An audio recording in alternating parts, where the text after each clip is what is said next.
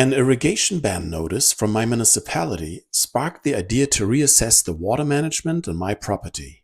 Today is all about water.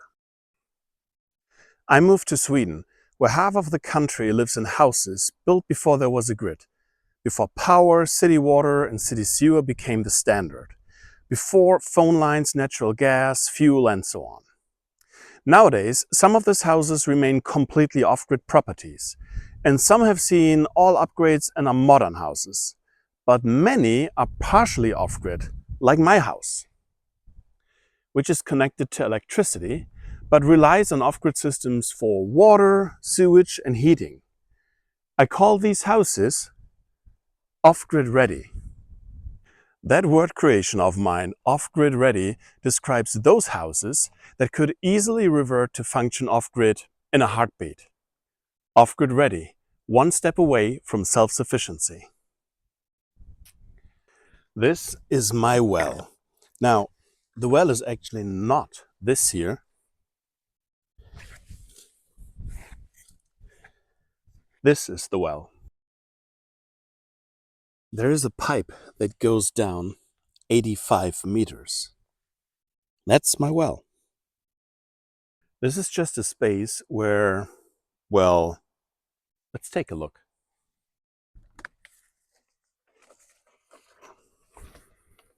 There's a pressure tank down there. And the heating and the water comes out there behind the heating. And that's where the water comes out. And then on the right hand side, it goes into the house. So you see, my well is not very spectacular. It's the least spectacular one in this video. It's only getting better. I'll show you some other wells. Also, my well relies on electricity. And it's not really an off-grid well this way. But I'm going to show you some other wells now. So let's travel around a little bit. On this roller coaster of a road, a bunch of motorcycles rode past. Looks like they're having a blast. I'm actually on my way to meet up with some friends who manage a few different places around here, from guest cabins to local rentals. Because some of those properties are not hooked up to city water, they deal with a variety of off-grid water solutions. Let's go see what that looks like. The first property doesn't have a well, but there is a documented right that they can use the well from the neighbor's property. As a side note, that property is not occupied currently and is falling into disrepair. This is a duck well with a winch, clad with fieldstones. This is a classic well. You have a bucket on a chain, let it down with the winch. When not used, the opening is covered so that the water is not contaminated by foliage, debris, bird droppings, etc. In winter, this well doesn't freeze as the water table is deep enough. However, the chain gets wet and could freeze when rolled up.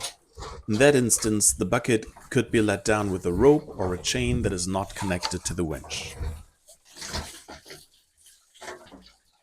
Here, the bucket has a large crack and most of the water is already out when the bucket is up.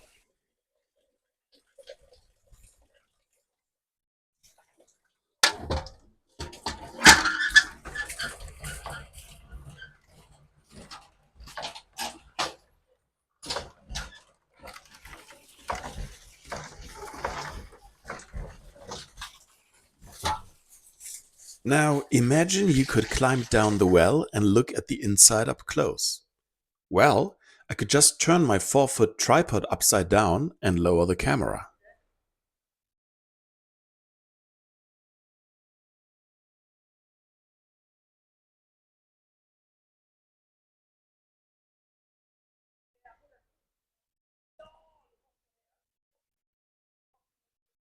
And once we are here on this uncared for property, let's have a look around before we move on to the next type of well I have visited.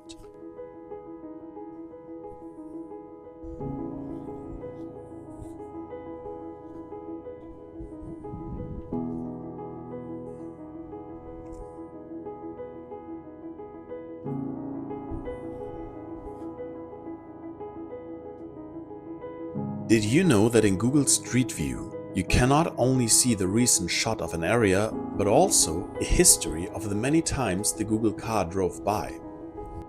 I used it here to look at pictures from the year 2009. It is so different. The property is taken care of and the house looks undamaged. The next well I looked at is a dug well clad with fieldstones too, but the mechanism to lower and lift the bucket is different. That's called a well sweep, where a long wooden pole balanced on a vertical fork post has a heavy counterweight on the right end. Going down the well is a pole, with a bucket and a short chain attached to the pole. I found it quite difficult to operate with just one person though. Of course, I lack practice. The takeaway here is that it requires some strength and practice, but on the upside, in freezing conditions, that lever mechanism should work flawlessly.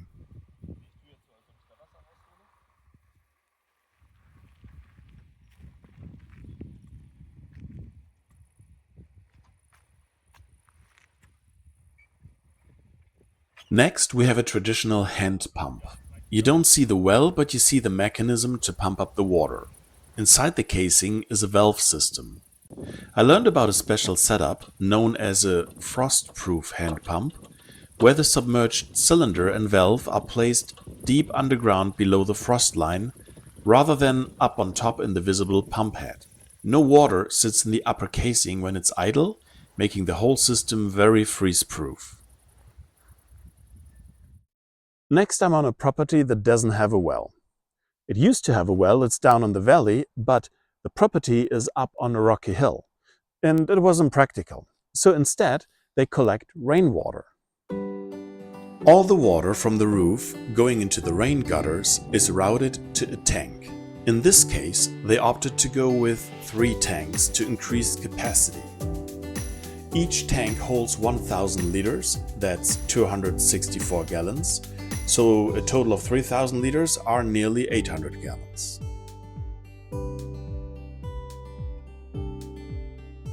There is a filter on top to pre-filter the water going into the tanks. A charcoal filter is located along the water line going into the house. Here the 3 tanks are connected, so they drain at the same time.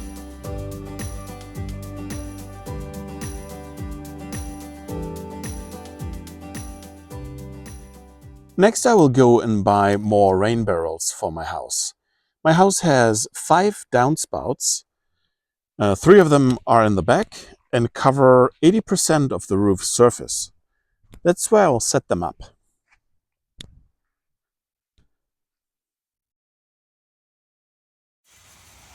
Let's check out the store first before I grab the rain barrels.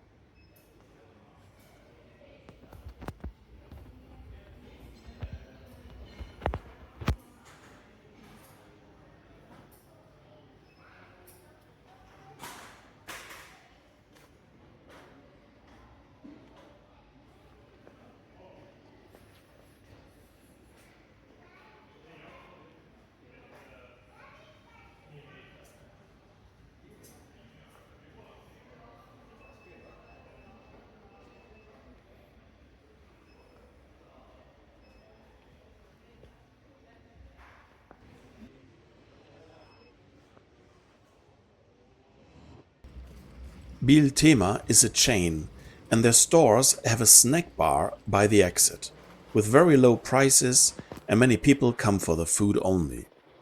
Especially their hot dogs are popular.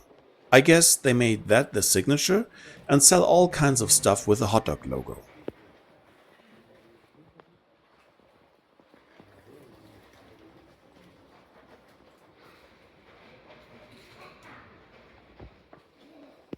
You get a hot dog for less than $1 or a small coffee and cinnamon roll.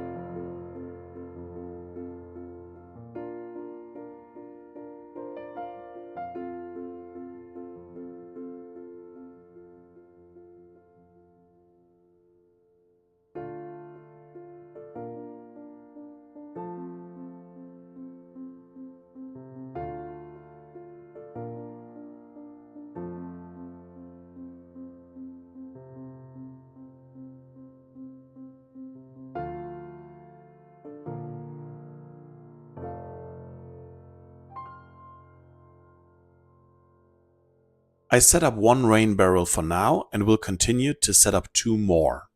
Setting up the rain barrels is just one step in a bigger plan to be more resourceful with water. I came up with a list for myself on how to save water, and the list is a work in progress with more ideas popping up every day. I came up with 3 categories. The short-term category lists measures that I can implement right away. Changes that need more time are in the second category. Even changing to other detergents means that I need to look deeper into it and see where I can get them. And this is it for today. Wait, what about the measures? What about the list that I came up with? Well, the thing is that I prefer experience over opinion. So really, I should come up with a second video maybe a year from now and get back to you what the results are, how successful I was, and what measures I could implement, what worked well, if there were other things that came up after the fact that I added to the list. So yeah, really, it makes sense to do that way later. And for now, I mean, pet the dog and we'll start with the list. Bye-bye.